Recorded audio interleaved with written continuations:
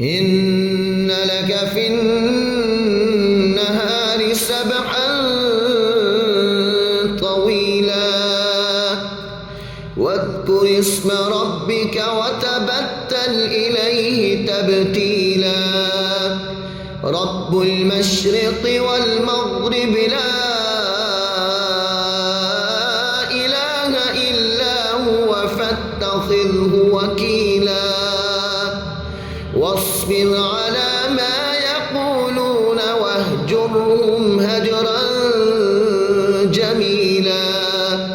وذرني